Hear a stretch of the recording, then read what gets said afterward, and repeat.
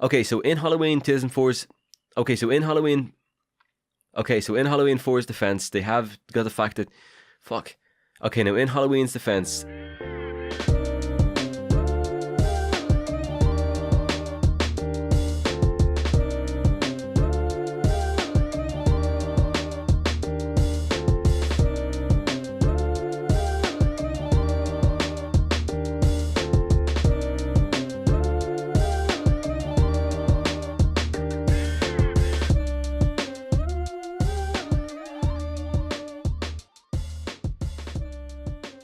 Halloween is an American horror franchise that consists of 11 slasher films, as well as novels, comic books, merchandise, and a video game. The franchise primarily focuses on serial killer Michael Myers, who was committed to a sanitarium as a child for the murder of his sister, Judith Myers. And today I'll be ranking all the films in order of my favourite. Sorry, I can't even speak. Every video I make says I can't even speak because I fuck up somehow. So my favourite to least favourite, of course. Remember, this is only really subject to my own opinion, and we might not share the same opinion, and that's okay. Number 1 though is of course John Carpenter's 1978 Halloween. This one may seem like an obvious choice, but it isn't really, just a fact that the film birthed the character of Michael Myers, which is a huge deal of course, but out of all portrayals, you can't seem to beat how Nick Castle made the character his own. His walk, his basic frame really suited the character. And we also had the introduction of Jamie Lee Curtis as Laurie Strode, who would play the character in 4 other films after that. I particularly like how the character of Laurie, Annie and Linda were written. I think Deborah Hill done most of the character development and it really works. And John Carpenter done a fine job of making sure we didn't see too much of Michael or more than we needed to see, just enough to creep us out, but also leave us with more questions than answers. And Halloween 1978 is one of the most influential horror movies of all time, and it's no surprise why. But what may be a surprise is the movie that I place as number 2, and that is Halloween 2007. Now this one I feel like is a kick in the nards to some people, I get it, but I've never been afraid to confess my love for Rob Zombie's remake of Halloween.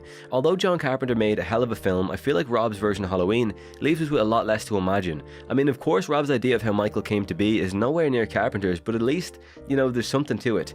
And I know Carpenter never really wanted to or did delve into Michael's childhood. Now, as it is a Halloween holiday themed film, I really actually enjoy the fact that they decided to play Halloween into the film and have it feel more like Halloween night. Now sure, the original film had the Tommy Doyle house scene and that kind of felt like it was Halloween night, but it's different. It really is. I feel like this movie it reminds me of Halloween as a kid because it showed more of Halloween night. Obviously the childhood part with Michael Myers wanting to go trick-or-treating, we never really had that in the first film. Apart from Tommy Doyle, we kind of had something similar, but not exactly that. Now I like how brutal Zombie made Michael Myers. I know people complain about this, but it's also the style of filmmaking that appeals to me, and it's not for everybody, I understand. It does have its moments where you're like, should that be a Halloween film? It's not said that just because there's a backstory to the character of Michael Myers that it immediately makes it better. It's like remaking Jaws, right? And then throwing Jaws into a shark sanitarium, or not sanitarium, what the fuck am I saying, sanctuary, and then mistreating the shark, only for the shark to break out and cause havoc. Obviously it's not necessary, but should it be done the right way, it could work. And of course, now I'm not saying to remake Jaws and throw Jaws into a sanctuary and mistreat him. I'm just saying that in terms of like Michael Myers and Halloween, if Rob Zombie was to do it the way he wanted to, and it turned out good, it's not a huge deal, and I quite enjoyed it, so that's kind of why it's my number 2. Number 3, Halloween H2O. Now, it's kind of like another surprise here, and I want you to hear me out. There's so many reasons I enjoyed this film. I talked about it or spoke about it before. Fucking grammar, man. Laurie basically dropped off the face of the world after Halloween 2. We thought she was dead, but she obviously wasn't, and then we finally got some insight into her life and see how she's been dealing with the events of 1978. Basically, the movie is the ultimate sequel to Halloween 1978, and I also like the setting of the movie. Michael Myers at school? Why not? I would have preferred this movie to be the end of the franchise, just since it seems like it had no other reason to continue, but what came after it, the film wasn't so terrible. Imagine a world where your friends were murdered on Halloween night. Nobody would be able to deal with that. And this movie really dives deep into the life of Laurie Strode, so much so that we finally have sympathy for her. And I know you can watch Halloween 1 and 2 and be like, oh man, poor girl, she went through all that, but like you really see how it affected her life in this film. Like really, she starts a whole new life and has it ruined once again. And this movie should have been the end, like I said. It was set up perfectly, and I can see why she agreed to do it. I just wish money didn't really get to their head, because, well, then we wouldn't have Halloween Resurrection. And aside from that, Halloween H2O had plenty of good kills. It was just, about redemption, and Laurie had her turn to change things and let go of the fear that she was so tightly holding on to. And I will even make the bold statement that Halloween H2O, 20 years later, is in fact the best Halloween sequel. And I know, you Halloween 2018 fans, you might be mad at me, but I'm sorry, it's just my opinion.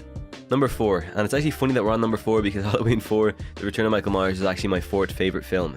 The first Halloween movie I've ever seen, back in maybe 2010, in Ireland we would actually have local newspapers on Halloween Day, and it would contain a DVD of Halloween 4.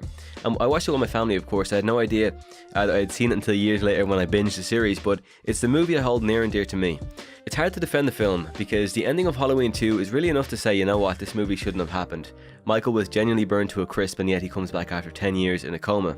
Well, let's be honest, the movie should probably be lower in the ranking for me. But like I mentioned, it holds near and dear to the thing I call my heart. Okay, now in Halloween 4's defense, they did get Donald Pleasence back on board, and he kind of made the movie his own. And that's about all I got to really defend the movie. I genuinely can't think of anything else. I'm not going to lie and say that I truly loved the idea of having another one of Michael's relatives to be the antagonist, but it worked okay, I guess. Yeah, that's about it for Halloween 4. Number 5, Halloween 2018. Now this is the moment where everyone comments about how I just don't get the brilliance of Danny McBride and how I couldn't see his comedic value if it hit me in the face. I actually didn't hate the comedic element to the film. It just never felt like a Halloween film to me, and I'm going to be honest, it was one of the best movie experiences of my life, because seeing it at the Irish premiere and having the chance to see the woman who portrayed Laurie Strode for so many years to come on stage and just talk, it was a real moment. But I won't lie and let that affect how much I actually enjoyed the film as a film.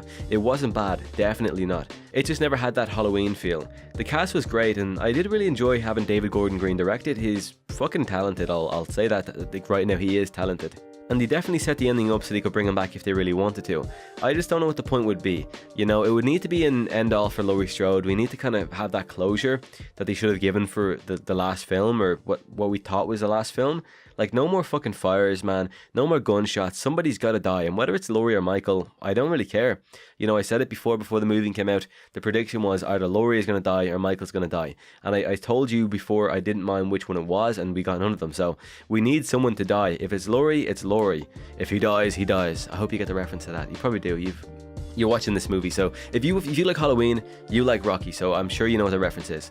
But anyway, as Tommy Doyle said in Halloween 2007, I need some closure on this topic. Number 6, Halloween 3, Season of the Witch. A lot of people say that this movie failed because it isn't a Michael Myers film, but that's why for me it was a success. For once they decided to go and try something new, be more original. John Carpenter wanted an anthology series, and it should have happened.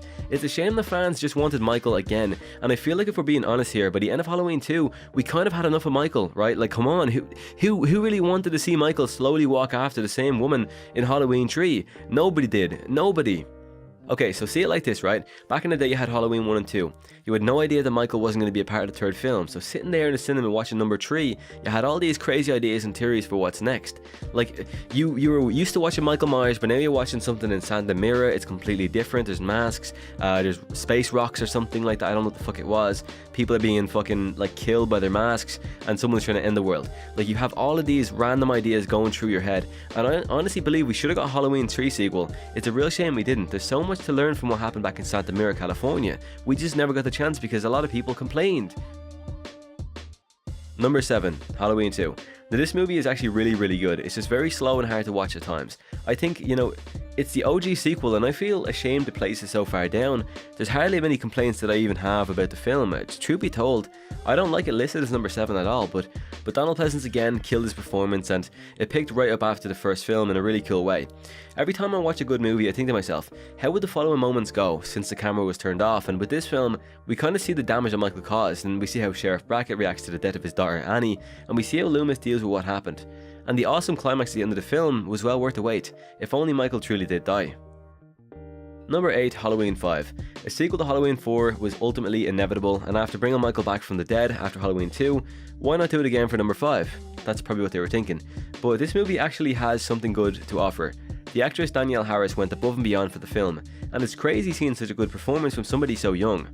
Aside from Harris's decent performance, Donald Pleasence was the only thing really holding the movie together. Once again, he did a fantastic job. The cast chosen for the film wasn't all too terrible either. I do like Ellie Cornell, the actress who played Rachel. Halloween 5 was one of the first Halloween films I've seen as a kid. It wasn't the first, Halloween 4 was, so for me it still holds somewhat of a special place. I just wouldn't rank it any higher though. Number 9, Halloween 2009. Well, that's actually kind of ironic, I didn't even think about that. A sequel to Rob Zombie's amazing Halloween 2007. A lot of people seem to have really weird opinions about this movie, and while it is a weird and confusing movie, it's a clear vision of what Rob Zombie really attempted to go for the Halloween franchise he wanted to create. or the direction he wanted his to go in. But what I like about the movie is that Laurie Strode really turned out different from how we've seen her before. It's kind of a flip situation, turned things upside down a bit. Like Dr. Samuel Loomis was completely different from how he ever was seen before. Oh wait, hold on one second. I realized in my script I was Dr. Samuel Lewis. That I was using like the voice to talk thing on my phone to like write the script out. It's funny. Yeah, Dr. Samuel Lewis is completely different from how we've ever seen him before. A lot of people hate the movie because it's so unlike anything done before in the Halloween franchise, but that's kind of why I like it. It's gory, it's hard to watch at some points for sure, and it ends with Laurie being sent to a psychiatric hospital. It's an awesome idea, but seemingly for the wrong franchise. Now, why I like the ending is because we've seen Michael locked up in a hospital throughout the franchise. It's kind of what he was known for, right? But Laurie was the one, and it was kind of flipped around and put on her because she supposedly killed Michael in the first film. I guess they finally caught up with her or something. Number 10, Halloween 8. Now, there's only one thing about Halloween Resurrection that I like, and that's the fact that they killed off Laurie Strode once and for all. The idea of having college students go into Michael Myers' house and spending the night live streaming there is very wacky. It seems like their intention was to add somebody like cool into the movie, so we'd maybe like find it to be a bit more interesting, but then they chose Busta Rhymes, and let's be real, it didn't really work. They supposedly killed off Michael, but then again, by the end of the film, he was back to life, and I didn't really enjoy that. The one thing though that came out of that film was the fact that Laurie Strode did die, but then it went canon when the newest one came out and then she was brought back again, so that really didn't make any sense or need to be done at all. And that's really a clear indication of how no matter what happens, when there's money to be made, they will make it.